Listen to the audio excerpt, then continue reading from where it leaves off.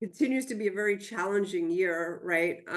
At least the wellfed team and obviously other organizations. I mean, what a great thing, this Federal Employee Education and Assistance Fund, and there's so many resources out there. So we're going to review some of that today, but what I'm here to hopefully help you navigate as best as possible are your finances. And again, I don't have a magic bullet, but I built a framework, and I built this years ago, before any of this happened. So it was for businesses and folks, individuals that are going through a challenging time, whether it's, a medical bankruptcy or job loss or dual income job loss.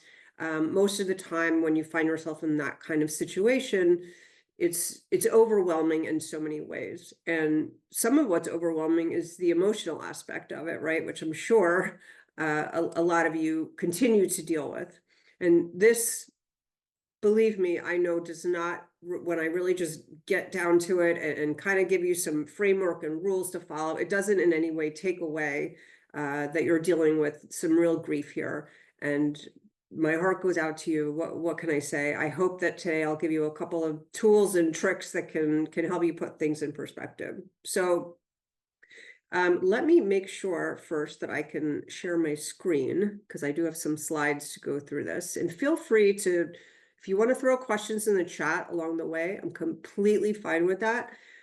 Just know that if I'll try to acknowledge best I can. If I know we're going to get to it later in the presentation, then I might just kind of skip over it so that we don't slow it down for the whole team. So let's see, where is my share button? This, okay. So if anyone wants to just throw something in the chat and just let me know that you can indeed just throw a yes or a yay or whatever you feel like today, that you can see the first page of the slides. Okay, perfect. So I don't want to take too much time introducing myself. There's plenty of information online, and it's the usual blah, blah, blah. I've been working in finance for over 30 years. I have all the things. I'm a CFP.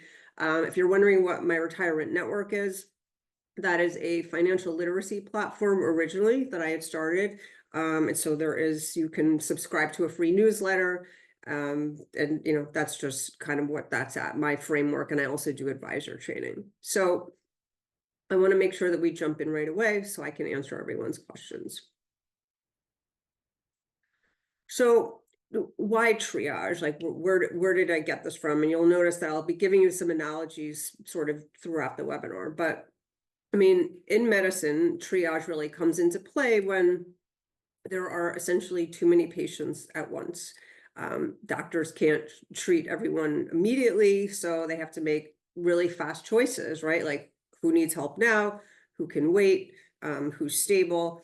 And I really found that financial triage can kind of work in the same way. When money is tight, bills are piling up, the future feels uncertain, you cannot possibly tackle everything at once. It gets to a point where it's impossible, and sometimes you have to make some really hard decisions.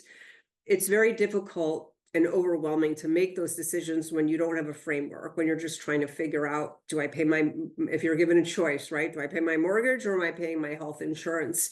And so I'm hoping that this will give you some kind of way to prioritize, or else you kind of can risk freezing up and doing nothing, or making some bad decisions that could affect your finances later on. I should have apologized in the beginning too. I have a pretty bad cold, so if I sound like this, just ignore me. The great thing is I cannot get you sick through my screen, and so if I take a sip of water here and there, bear with me. So I don't know, and I hope not, but I don't know how many of you have been to an emergency room at one point or another, maybe for yourself, a parent, a spouse, one of your kids. But where I got this from, I was a caregiver. So if I sound at any point like I'm some kind of expert that I've spent way too much time in emergency rooms, the fact is that I was a caregiver for over 5 years, and that was kind of where I came up with this idea, if I'm being honest, that you sort of go into this room, right? You have this feeling in the pit of your stomach, And whatever it was that led you to make that decision of, yes, let's go to the ER, no matter what the reason was, it felt very much like an emergency. And it is certainly unsettling, to say the least. And then you arrive, and all of a sudden there's all these people there. Sometimes there's a lot of them, and all of a sudden you're in this room with others, and everyone, the people in charge seem kind of calm and organized. Maybe they're handing you paperwork to fill out. No one's freaking out. No one's tending to you immediately, unless, of course, you arrive with some very specific, let's call it, criteria. For example, heavy chest pains. And so even though your situation might be extremely important to you, it may not be life or death. And it is the reason that triage exists, because things need to be tended to kind of in a certain order of priority.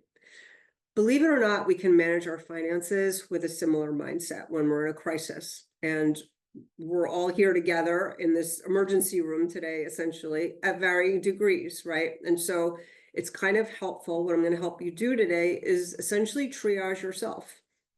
Take a step back from what you're dealing with emotionally, which, believe me, you need to leave space for that. And I know WellFed has so many great resources for that. And I encourage you to take advantage of those meditations and a million things. I'm sure I'll talk to you about it at the end. But to be able to assess where you are and then really proceed accordingly, let's kind of start today with the different levels of triage. And then I'm going to interrupt myself essentially and give you some tools along the way. So there are 5 levels of triage. We're going to go through all of them. There's a lot of similarities between level 1 and level 2, just so you know, so we'll kind of breeze through these. But what a level 1 means is that you are in an immediate financial crisis. I always give the equivalent of, if you're in an emergency room, if I'm a doctor in charge of an emergency room and I have all these people there who are looking for my help, level 1 is my heart attack patient. This is like the person that we don't have any time to waste, and we need to get to them immediately. So this is survival mode, right? And in survival mode, it really requires action and not perfection, not long-term planning, just action. And so it's important to remind yourself, especially for so many of you folks who, I know I've worked with so many federal employees over the years for various organizations I've volunteered with.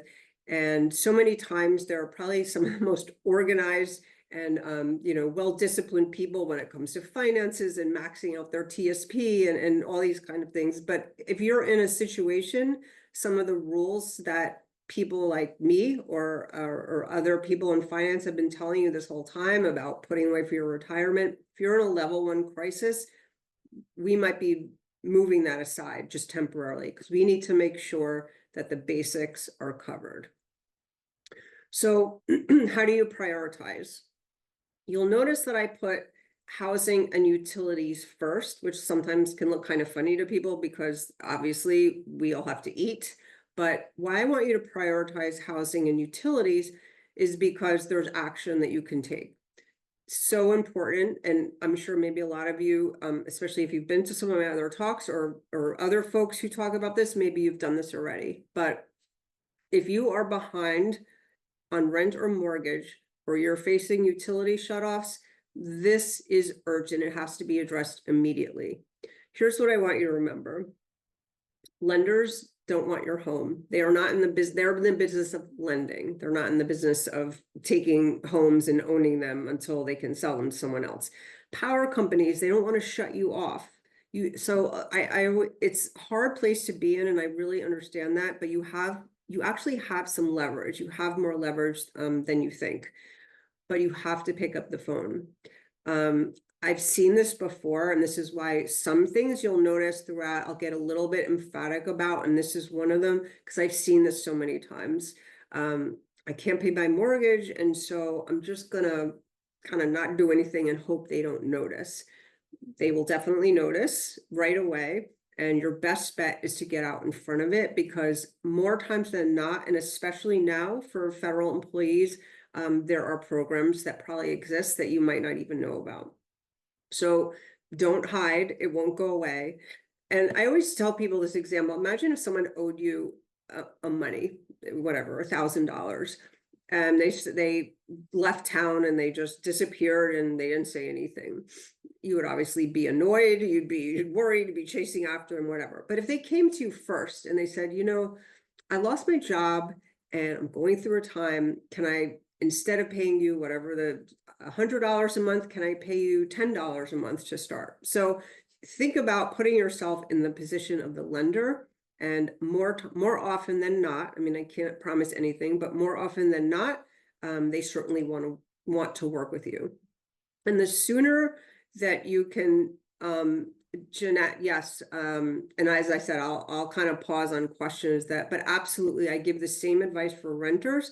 I definitely advise you to go to your landlord, because same deal, right? Like if I'm a landlord and I have this apartment rented, I don't want to go, it's costly to have to find, first of all, think about it. This is what you always want to do. And Jeanette, I'm glad you asked that question, is that forget about yourself for a moment, put yourself in the position of your landlord. They know that, I'm assuming you're a great tenant. They know that you care for your space. They don't want to have to go out, especially in this environment too. And especially if you're in the DC metro area, I mean, things are pretty bad. So it's highly likely that they're not going to be able to get a tenant in this situation. So I think that they would probably rather there's a negotiation involved. I know that during COVID, there was a lot of that.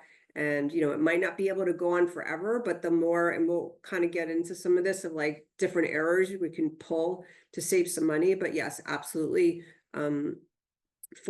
It's same advice for renters. I hope that answered your question. And thanks always. Anyone who wants to put things in the chat, like about calling your car loan company and they were understanding, that's great. I was, you know, for lack of a better word, pleasantly surprised. I signed into my Citibank app, and the first thing that pops up is if you are a federal worker and you are in need. So the good thing is, in air quotes right now, is that you are in a group, a massive group who's suffering the same thing. And there are a lot of people, although I know it feels in some ways like people are, you know, things are going against you. There are a lot of people who are supporting you and really want to help you out. So the next thing to focus on, of course, basic necessities: food, transportation, medications, and healthcare, which we're going to get to in level 2, because I realize that's a real challenging one. But another one I'm going to be emphatic about, even though it seems impossible, especially with current rates of, you know, you still need healthcare.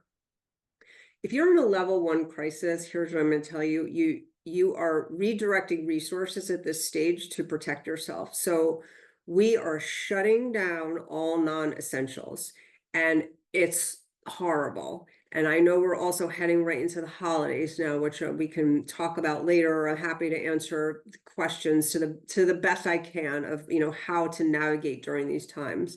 But if you are in a level 1 crisis, or even a level 2, which you'll see pretty similar, unfortunately, this is a time when anything that we don't need needs to be canceled, because we need to just make sure we're stabilizing. We need a roof over our head. We need warmth in the winter, cool in the summer, and we need to eat and make sure that, you know, our basics are taken care of.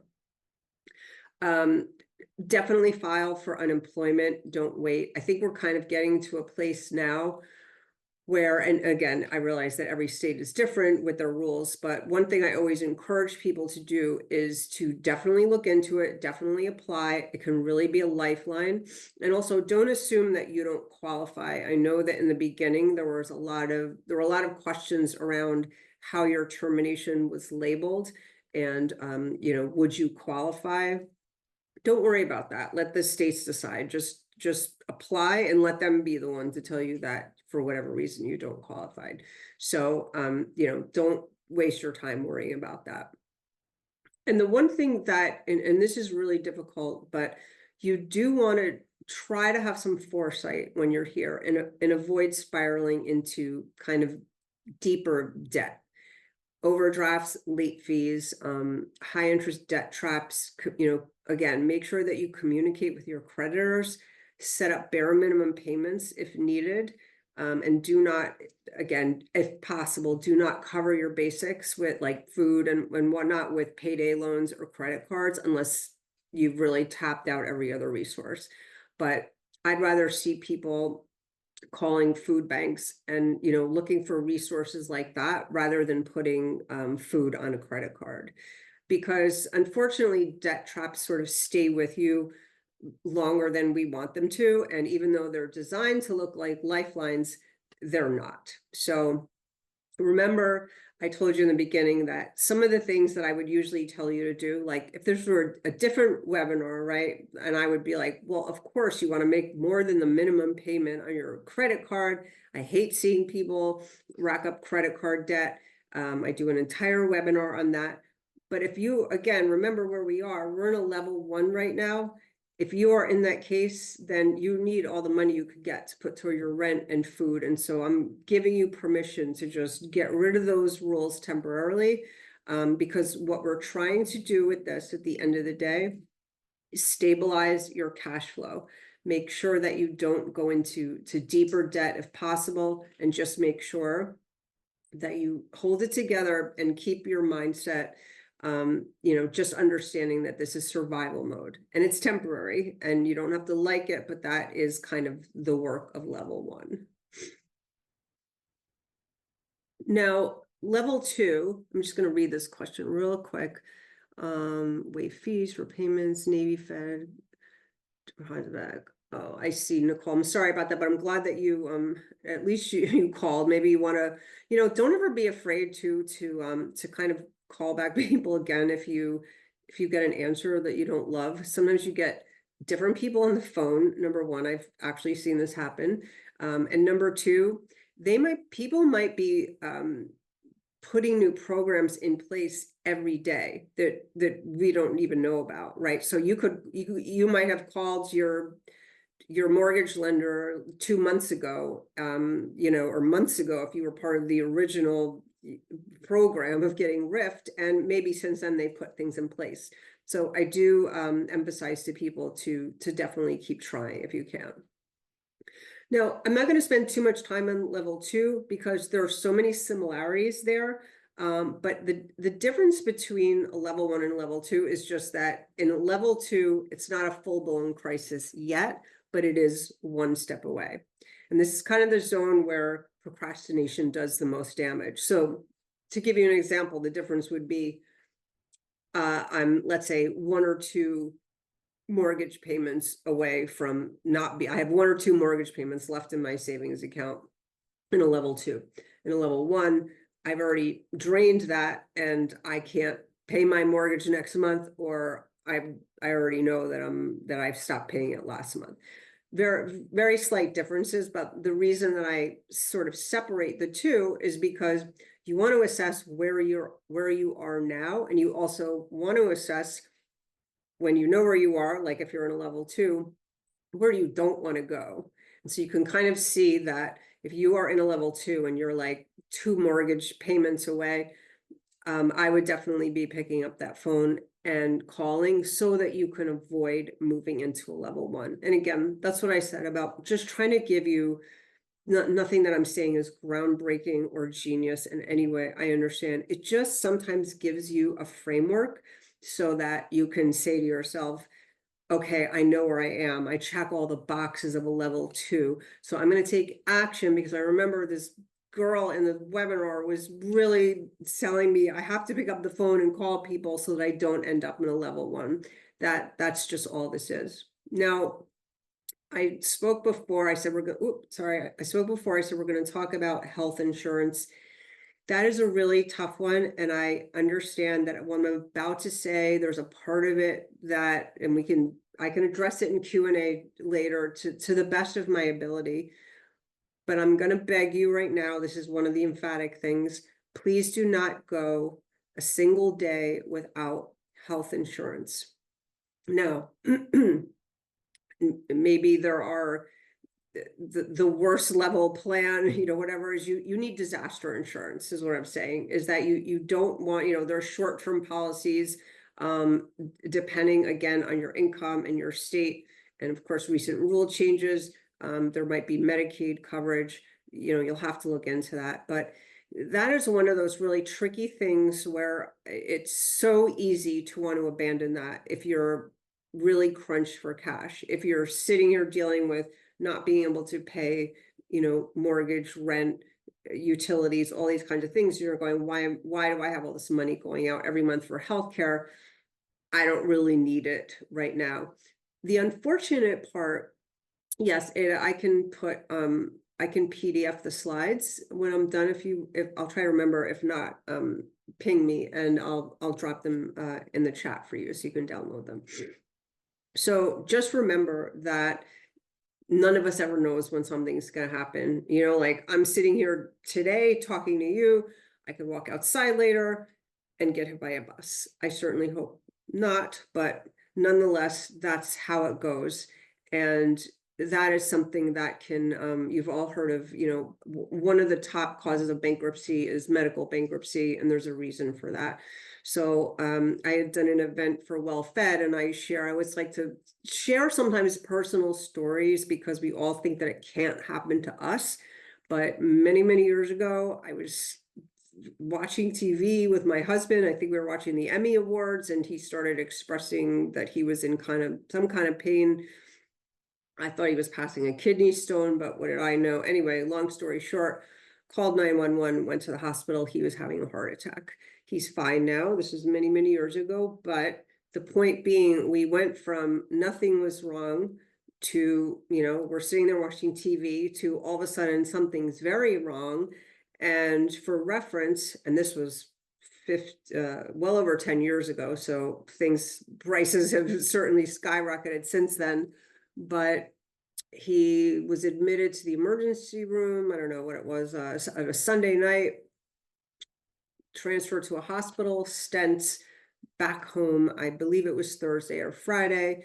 Luckily, of course, we had health insurance, but you get to see the bills, and the grand total was well over $300,000. So again, just keep that in mind the next time that you want to skip that health insurance payment. Please don't, where all possible. So I'll kind of stop there because I get it that, if you're trying to negotiate between health insurance and food, but I like to, just highlight that story that can really cause some big problems down the road.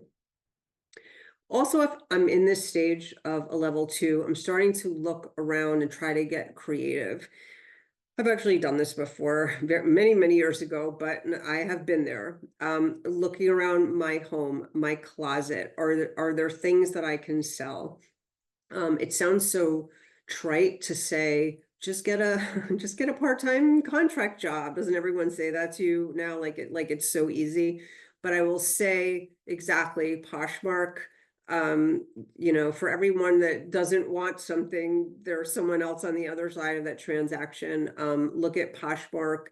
Look at, it doesn't cost you anything to do that. So it certainly can hurt. And I have noticed too, just like we look through ways to save money, and we always say, $10 here, $15 here, it all helps. Same thing with selling things. I could give you a laundry list of things that I've sold that I have sitting around my house that I certainly didn't need. When it comes to contract jobs, and excuse me, I'm going to get warned you about the cold, the throat lozenge here. When I talk about getting like a part-time job or this, that, and the other thing, that's really difficult. I understand that, especially too, you don't want to be taking up time. You're looking for a job, and you're looking for jobs that are going to pay your bills. There are, especially now we're heading into holidays, there are some, online retailers that still hire customer service reps seasonally. So I'm not putting this out there like it's no big deal, but sometimes you might want to just look at that. And again, it's like everything else when you're in a level 1 or level 2, these stages, every $10, every $15, it really all adds up.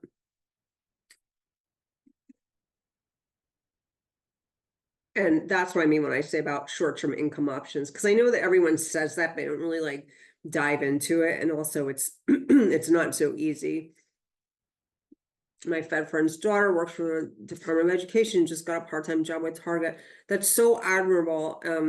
And it's gonna feel like it's not making a dent. I'm so sorry I have to do this, but otherwise I'll just lose my voice. it's going to feel like it's not making a dent. And this is really important. So much is about mindset. If your bills, I'm just throwing out round numbers here. If you have bills that are $5,000 a month and you're trying to find a job that's going to cover those bills or at least come close, to go and take a part-time job that pays you $500 or $1,000 a month almost seems like you're wasting your time. But I promise you, you're not. Because I look at it in the reverse way. I say, I have a $5,000 a month problem. If I can get a part-time job where I'm making $1,000 a month, now I have a $4,000 a month problem. See, so the $1,000 a month doesn't solve the $5,000 problem, but it makes it a little less. And sometimes that is how you get through these challenging times. I love seeing that wellfed is going to host a toy exchange. That is so great because we'll talk about this later, but holidays, I get it, especially saying no to your kids. I've been there, can be challenging, but we can address that at the end, because unfortunately, depending on where you are, you might be given a very tough job this season as a parent. And so I feel you. So before we move into level 3, where things get a little, calm down a little bit, I just want to take a step back and really understand, where is your money going? A lot of you might already be doing this. You might be way ahead of me, but for those of you who are not, I just kind of want to run through. This is the start of really building our foundation. So even when we're not dealing with financial stress, it kind of feels like money is disappearing. So I run my family's finances like this anyway. Sometimes you pick up habits when you're in tough times like you are now, but sometimes those habits might stay with you because you find out how helpful they are. And even in great times, I don't know about you, but I always feel like, wow, I work really hard and the money comes in and the money goes out, right? It's just like, we're always saying, where does all my money go? And so this is a great way to actually find out. Before we can figure that out, we need to understand really how to categorize our money. And again, this is all pretty much stating the obvious, but I can't tell you how many people I know that just don't do this. So first thing is, you categorize everything I try to keep it real simple. 2 basic categories. Essential, it's either essential or it's not essential. And that is really important, because it's funny, it's not funny. I was talking to my son last night and he was saying, he lives in LA, and he was saying something that he couldn't get into our Netflix account. Well, I don't know. And I said, well, he goes, well, and I know he's kind of struggling financially right now. And he said, well, I certainly don't want to have to add that to my monthly bill.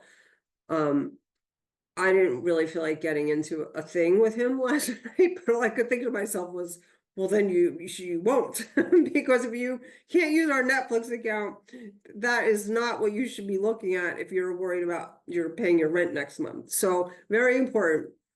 There is no gray area in this. I always tell them it's essential or it's not essential. And Netflix, no disrespect to them, is not essential. Within, sorry guys, within essential and non-essential, there's sort of subcategories. Essential, you have fixed or variable. Now, for fixed, that's like your mortgage or your rent, health insurance premiums, things of that nature. Variable, still essential, but things like groceries, utilities, those vary every month. It's important to sort of map this all out so that you kind of can see how to budget, and also where you can make some changes. Now you have your non-essential, and that's basically just regular or occasional. Regular is stuff like streaming subscriptions, dining out, things of that nature. I'm going to do something which is going to help all of us, is that I'm actually going to text my husband and ask him to make me tea. I can't believe I'm doing this, and this is being recorded. Emergency. I'm triaging myself right now. Okay. So I am so sorry, you guys. I am doing my best, but it's just one of those things. Okay. Thank you guys. Well, and believe it or not, I actually feel fine. It's just this, anyway, it doesn't matter. I feel fine. It's just my voice and my cough doesn't want to keep up with me. So I think you kind of get the, where's all my money going thing. But I'm going to show you in a second. We're going to sort of, I have this sheet that, and I'll sort of show you how it's going to look when you're done. But I think it's really important to kind of break this down of like, okay, where do I start? If I just tell you, list all the expenses. By the way, I hear my husband in the kitchen already. I mean, this guy could work for 911, right? I mean, he just came right down. He's the best. He's going to make a quick appearance on camera. So if I just tell people, listen, yes, I'm pretty sure you'll have access to, well, I shouldn't answer about the recording, but I certainly will give you access to the slides. So if I just give you a blank piece of paper and just say, start listing out all of your expenses, it's kind of like, where do I start, right? And the first place that you want to start is you want to start with what's coming in. And first I start with what is going out that you may have to stop. And that was the stuff that I talked about before about, listen, I am a huge proponent of putting money away for retirement, putting money in your savings, your emergency fund, all those kinds of things. But I'm personally giving you permission right now that if you are in like this level 1 or level 2 triage, this is just not the time. And those are the times when you're going to have to kind of pause of some of those things just for your own good. So it's really helpful. Oh my God, thank you. There's Bruce, everyone. Big cheers to Bruce.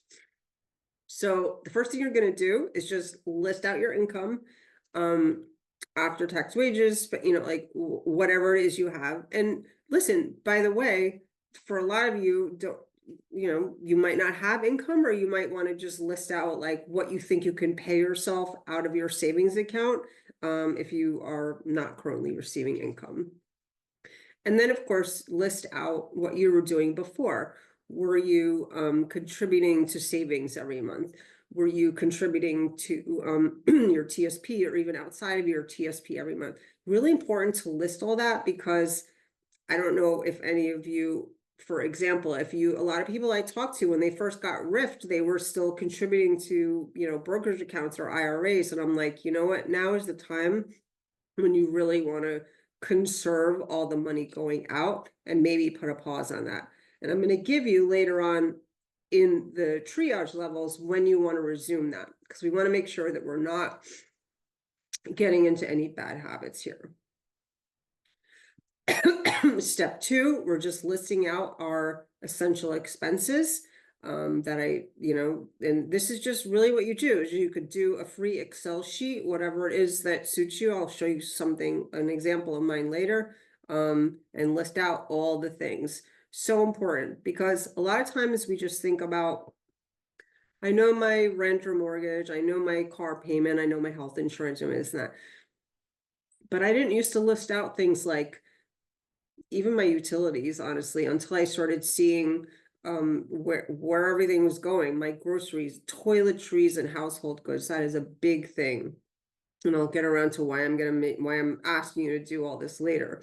But when you start going through all that, you start seeing where your money's going and where we can kind of like pull back into savings. I'm going to make sure that I kind of plow through this because I want to make sure that we have time for a Q&A. This is all pretty much stating the obvious, but it's kind of breaking out an expense worksheet into little chunks. I just want you to be able to see it, but you're listing out everything that we talked about before. And this is the kind of thing that it's going to look like at the end. Now, don't freak out, right? But when you see what happens here is when this whole thing is filled out and you see all these numbers staring back at you, they're going to start to catch your attention. And for me, yes, you need a budget app. I think that is, I've heard a lot of people recommend that. I always give a spreadsheet because for people that don't know where to start or they don't want to, subscribe to anything, I know that apps have different levels of subscriptions. Spreadsheets are free. It's what I always use for two of my businesses and myself personally. I'm kind of a nerd like that, and I find it helpful. When I started listing out some of the things that caught my eye for my own habits were how much I spent on drugstore items, and I realized that you start to uncover some of your habits. I was buying a lot of household goods at drugstores like CVS, Walgreens, places like that were probably way more expensive than if I had gone to Walmart or Target. But I was doing it because it was convenient. I went in for this and I bought that, right? Happens to all of us. Your cell phone bill. I go through this over and over, and I think a lot of people are pretty hip to this now, but if you have not called your cell phone carrier, please do, and ask them if there is a better rate to what you're paying, because more often than not, they have deals going on, or new plans that you're not a part of, and they certainly won't pick up the phone and call you to tell you, hey, by the way, we have a better plan. You could be, saving money every month, but definitely do that. So this is like part of your new job right now, right? Is like digging into these things. A lot of these habits and tools that we develop when we're in a place in life that we don't really want to be, sometimes these are really great habits that will stick with you along the way. And if there's time, could I talk more about reasons not to put essentials on credit cards? Yes, absolutely. I will cover all that stuff in the Q&A. So, why I want to mention all the levels of triage, just so you know what you're working away from and what you're working toward. Now, if you are in, for example, if you're in a level 3, this is somewhere where a perfect example would be maybe someone lost their federal job and then they got a state job that full-time, great job, maybe didn't pay quite as much. If this is you, then what you're doing, great job, by the way, getting back to being employed. I mean, that is key. And at least it's something, right? It might not be your ideal. It might not be where you thought you'd find yourself at this stage in life, but still, it's not a bad place to be. What you do need to do, though, is you need to kind of adjust and create your new normal budget. So if your income has changed, your spending needs to reflect that, of course. And that's why I sort of interrupted the triage levels to show you having a worksheet or a budgeting app or whatever it is. That's where you can really go through and kind of see, okay, what can I cut? What can I pause? Maybe you are contributing to savings or retirement, but maybe you have to contribute less, look at it as a percentage of your income. That's what happens sometimes. It's very common when professionals lose a job, they don't necessarily get right back to where they were, where they want to be in that first job back in, right? So sometimes it can kind of take,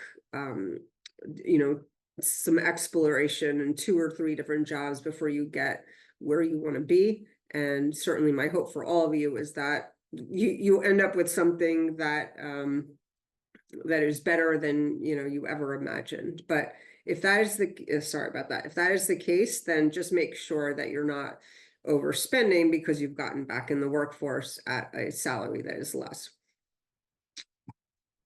I want to just make a brief mention here of your debt strategy. If you were holding any credit card debt, just make sure that you prioritize based on the interest rate and the consequences of missing a payment. So what I mean by that is interest rate always going to be your credit card. Credit cards notoriously are the highest interest rate debt that anyone ever has.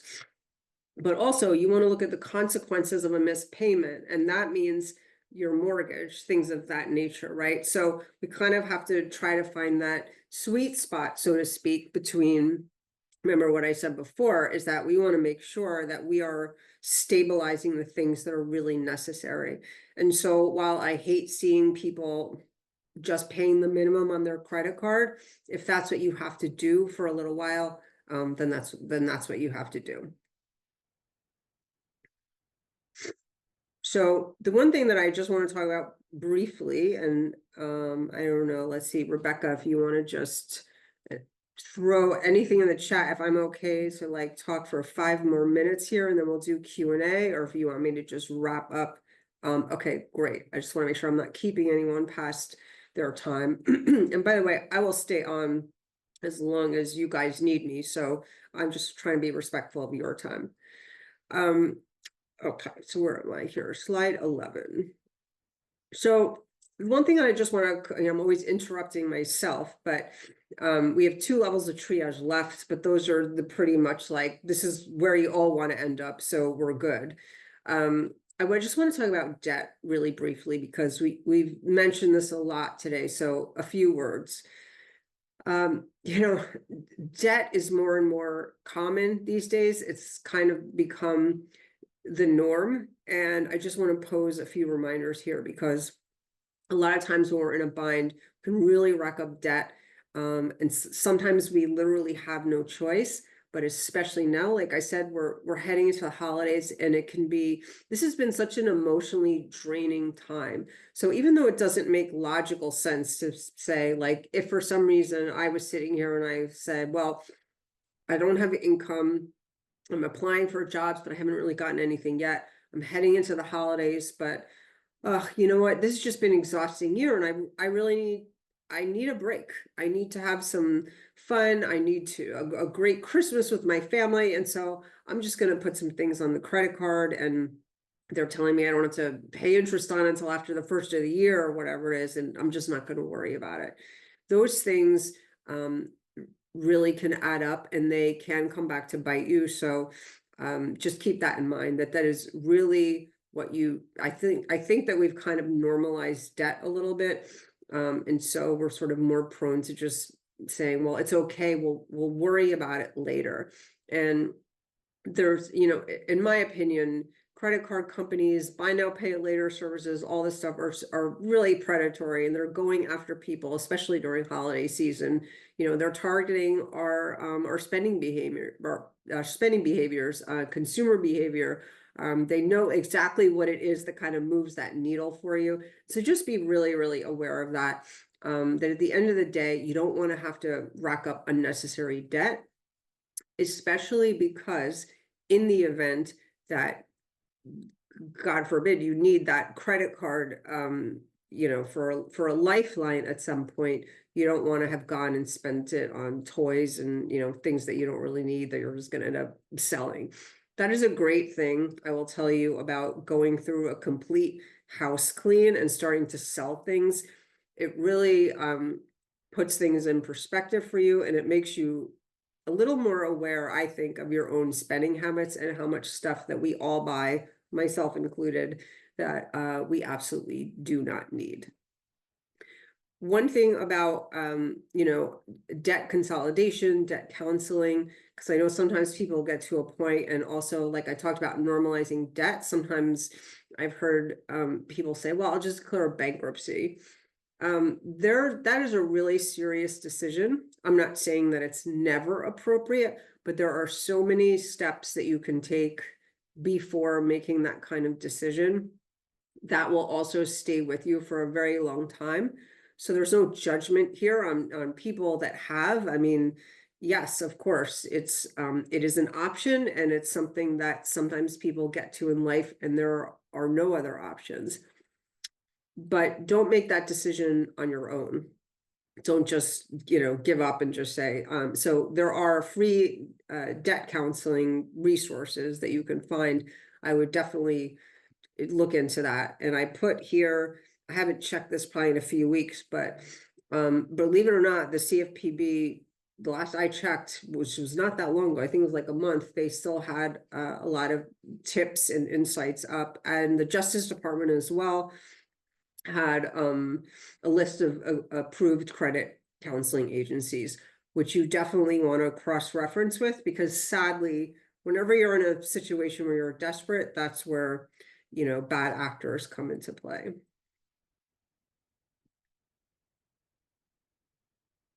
Yeah, that's great. Your agency EAP program, that's a great idea to try to do that. And I will kind of run through these, and then I'm gonna go back through the Q&A, if that's okay with everyone, because I'm sure I probably missed a bunch of great questions in there. The thing is too about today, about, I started doing these webinars for WellFed back when things were sort of first going on, right? And now here we are. And it has been so challenging to find a job. Unfortunately, it's not just the federal space that's had layoffs. There's a lot of folks that I know in the private sector getting laid off too. I mean, we are in some times right now. And so I understand that maybe none of you on this webinar are in a level 4 or a 5 right now, but just know that that is your goal. And just be aware that when you do start to find work, to kind of feel like you're rebuilding from everything that you've lost, and you will get there. Just make sure that along the way you didn't develop any habits that you're taking with you. And I mention that because it's very common when you have trained your emergency savings, you've gone through all this, and you kind of start to come out the other side, and you see the light at the end of the tunnel. You have income coming in, you're paying your bills. It's very common for me to see people not looking to replenish that emergency fund right away, or not looking to sort of build back those reserves, because quite frankly you're exhausted. And you probably think to yourself, you know what, my emergency fund, that's great, I could really use a vacation right about now. And I'm sure you could, but what I will remind you, two things.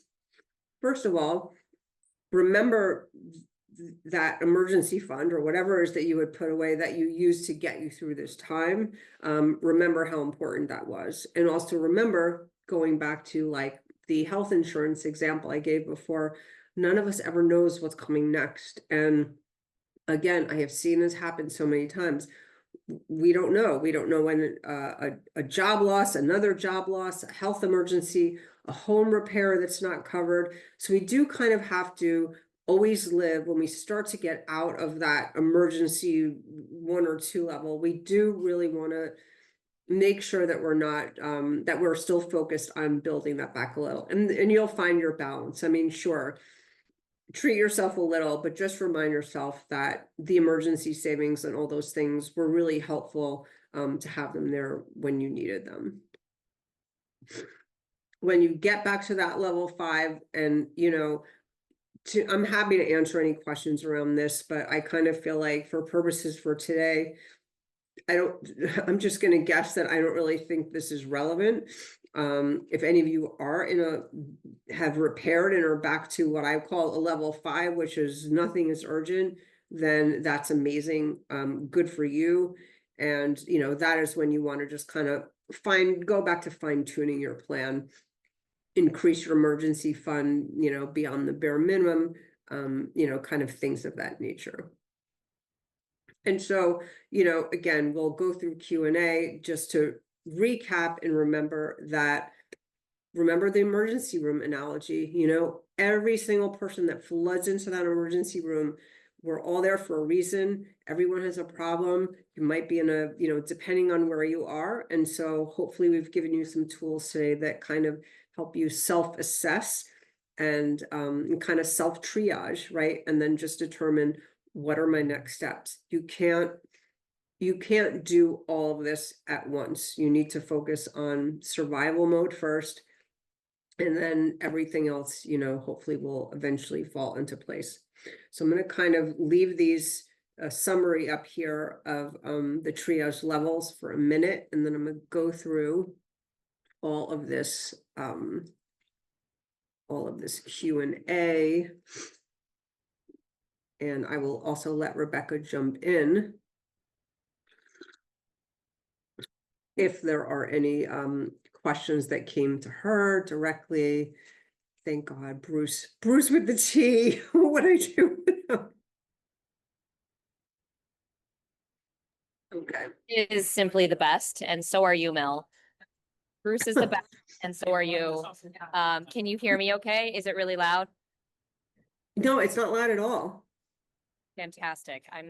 Thank you. Thank you, friends. Mel, you are amazing. That is just the shot in the arm that we needed for so many of us here. Like, this is not a one and done, friends, right? I know some of you are asking for the recording because this is something we have to revisit frequently, right? As things evolve, as we face unexpected life changes. And so we've got a question in the chat, and Mel, I'll let you get to it. I just wanted to say to everyone who's still here, thank you so much for joining us today. We saw your registrations and you highlight some of the things that you need. And we here at WellFed are going to work with other organizations and amazing subject matter experts like Mel to get you what you need to help you find your way forward. Mel, I'll let you take some of these questions in the chat. Yeah, absolutely. Thank you. I'm going to scroll up. There's a lot to read in here. So you know what? I'm just going to sort of cherry pick some of these. And because I know sometimes there are conversations, but if I didn't answer anything, please feel free, because it looks like some of you were sort of answering each other, which is great. Can filing, okay, I'm going to start here. I see Nicole ask, can filing for bankruptcy make you lose your home? Is this a good option if you have a lot of debt? So this is one of those answers that I'm about to give you that you're probably going to hate, which is like everyone's situation is different. But bankruptcy is a little more complicated than I think people think. And it's not just about, well, I can't pay everything, so I'm just done. And then the slate is wiped clean, right? And then you're good. There's a whole process. It depends on what type of bankruptcy. So like a Chapter 7 bankruptcy, which is a liquidation, basically the court's going to like appoint a trustee of, who can sell some of your assets to pay creditors. So that's why I said that it really depends on how much debt you have and what debt you have. So for example, your home, if your home equity is above your state's exemption limit, the trustee can force a sale of the home. So just remember that it is a little more complicated. Bankruptcy wipes out personal liability for a mortgage, but not the lien. So the lender can still foreclose. So that's what I mean about it can be a little complicated. And then there's Chapter 13 bankruptcy, which is very different. I think a lot of people just always think, because of the expression, like, I just filed for Chapter 7. It's again, a little more complicated than that. Chapter 13 bankruptcy is a repayment plan.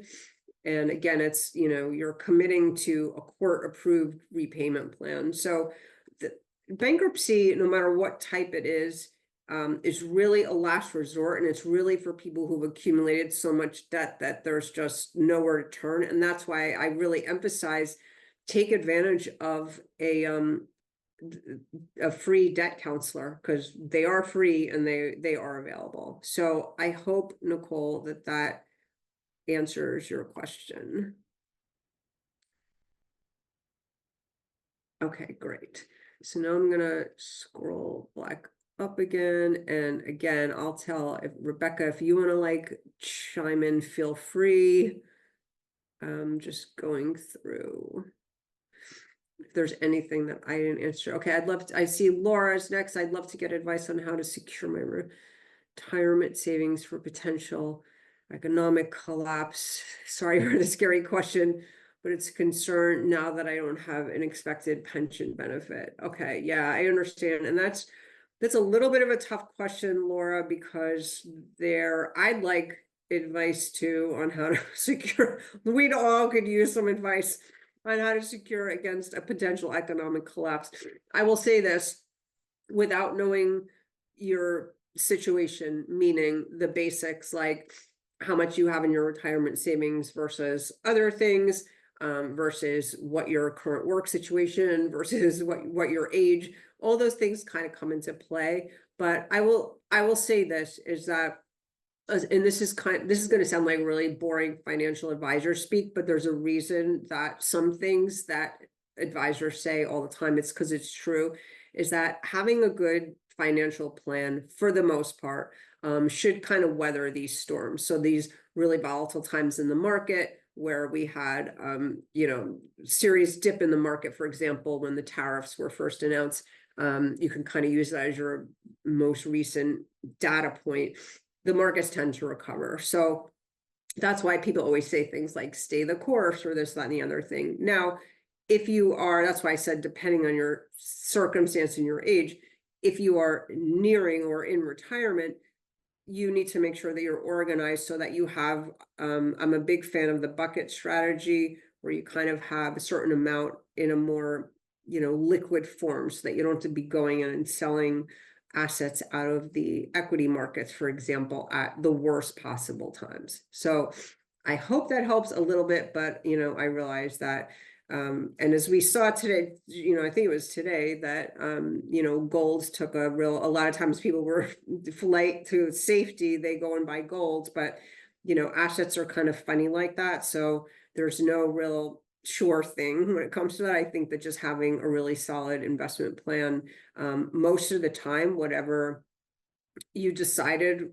during much more sane times, I always remind people that when it comes to markets, there's so many other players that are way bigger than any of us, myself included on this webinar, that certainly benefit from having the markets go up. So just kind of, remember that.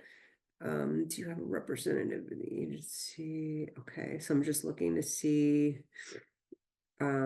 Absolutely. I see that Minette mentioned something about talking to your tax advisor if you liquidate your TSP. Always a good idea, by the way, talking to your CPA if you have one, looking for tax advice. People often look for financial advice, not just but tax consequences of selling certain assets can really come into play here. So that's great advice. Thank you for chiming in on that.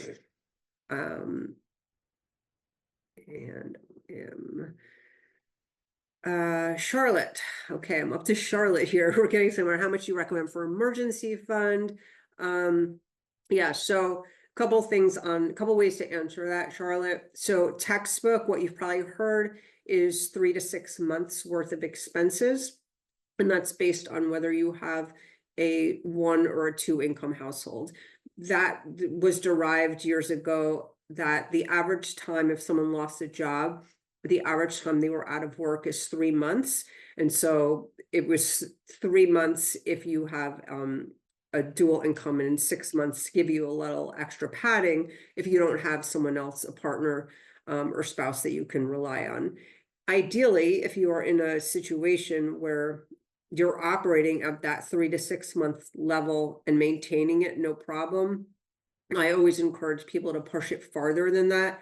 I'm a big fan of like 8 to 10 months, because a lot of times when you have an emergency that you actually have to put that into play, most likely you're using around 80%, if not more, of that emergency fund. And so what happens is you're quickly emptying it. Thank goodness it was there, right? But then you're so vulnerable to what if another emergency happens right away. So that's why I like to give it a little extra padding. Hopefully that answers. Charlotte.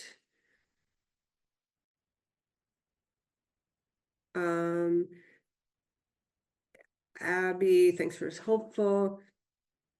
So I'll tell you, Abby, here's what you could do. If you go on, if you use any of the emails, support at My Retirement Network, or any of them on the website, just tell them that you were at this webinar and send an email.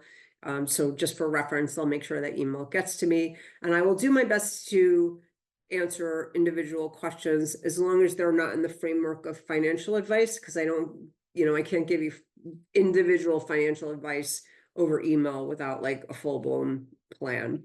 And I don't see individuals, just so you know, Abby. So that's why I do this. I love that I don't do that, because this way I never hear like, not trying to angle for any clients, because I don't want any. So, but I will do my best to certainly answer or help any of you out. And I promise, just tell them you were at the WellFed webinar on or any well-fed webinar, it doesn't even matter the date, and they will make sure that this email gets to me. Okay, did this and I'm just kind of scrolling through here. I'm seeing Nicole talking about life insurances. Some are using. So again, I'm sorry to keep using this line of depending on your situation, but it does depend on your situation because, for example, if your goal in having life insurance is, like let's say you have young children or something of that nature. I don't know what kind of life insurance you had, but term insurance, at least, you can do that temporarily because it's a lot less expensive, and that can sort of, bridge the gap until you're in a better position. Laura, I think I completely agree with you, Laura, what you're saying about that the 3 to 6 months of savings is not enough. That is why, like I said, that I do encourage folks to have more than that if possible. But I understand too that it's good to have a goal, because I know too many people that just literally they don't have an emergency fund, and to no fault of their own, because it's like we can only do so much, right? And so I don't like to scare people off too much. But yes, if I agree, if at all possible, having more than that is ideal. So I did a kind of quick scroll here, but I feel like anyone can feel free to type something back into the chat. I'm going to stop sharing my screen right now and see if I can quickly let's see if I could put these slides in the chat, but anyone wants to put something else in, or even feel free to unmute and ask me any questions if that's okay with Rebecca. Completely up to you guys. I'm going to see what happens if I put these slides right in the chat here. So I just put the slides in the chat. I think anyone can download those. And why not to charge essentials to credit card? So this is one of those, like, we're all possible, right? Like, we're all kind of dealing with, like, what is the best, the best within the worst scenarios. So the reason I say that if you can avoid it is because you want, when you have a credit card, whatever that lifeline is, whatever your credit limit is on that credit card, is the limit, right? I mean, especially in really, really difficult times, highly unlikely you're going to get your bank or credit card company to kind of up that limit. So let's just say, for example, Nicole, that we have, a $4,000 credit limit, and I start charging up my essentials. I'm using up that credit, and then it's just not going to be there for me for in the event I have a medical emergency that, there's a copay that's not covered or something of that nature. So it's one of those, like, not a perfect scenario, but I just try to encourage people to, it's going to happen, it's possible that it could happen, but I encourage people to look at all possible resources, because it's, sometimes you might not think of things like looking in your community for free food options, for food banks, and putting food on credit cards, but that can, sometimes there's other options available. And so it's more about, nothing is set in stone, nothing is a never, certainly, but I try to avoid that if possible, and kind of leave those credit cards open for a lifeline if it gets to that. I hope that kind of answers your question. Tammy, that is a great idea, setting up a Fiverr or Upwork account. There are, I've used Fiverr. I use Fiverr a lot for, I mean, just to give you guys an idea, and there's probably so many of you that are qualified. I have used Fiverr for help me with some of my slides, or for my logo, I used Fiverr, or I've contracted people to help me with, videos for advisor training courses. There are so many things that people out there, a lot of businesses are using Fiverr and Upwork, especially because they don't want to have to go out and hire people, sadly. Businesses also are struggling, and sometimes it's just easier for them to go on Upwork, and there are so many things. I encourage you to do that. It's a great suggestion. And also look through them and look at the kind of things that are available. There's data scraping, there's just, putting together things on spreadsheets, like just things that to you guys might be a no-brainer and really simple. You can sometimes get a decent hourly rate, and you never know. So yeah, that's great. Wonderful. Oh, I see. I'm sorry. Terry is raising her hand. Chime in, Terry. What do you have?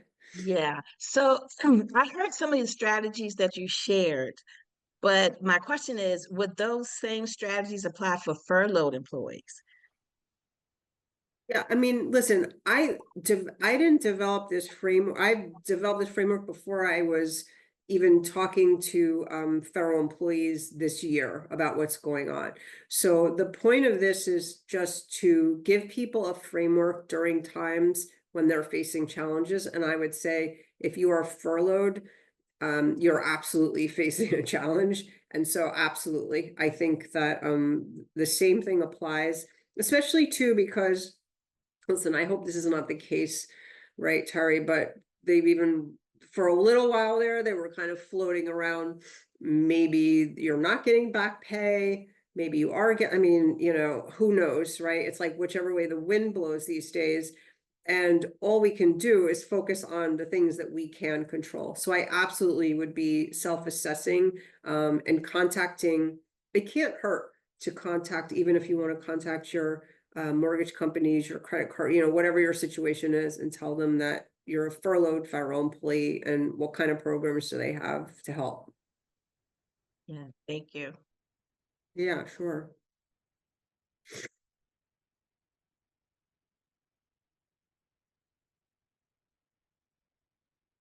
I'm going to switch my audio and just say a huge thank you to Mel for all of the time that you have gifted us.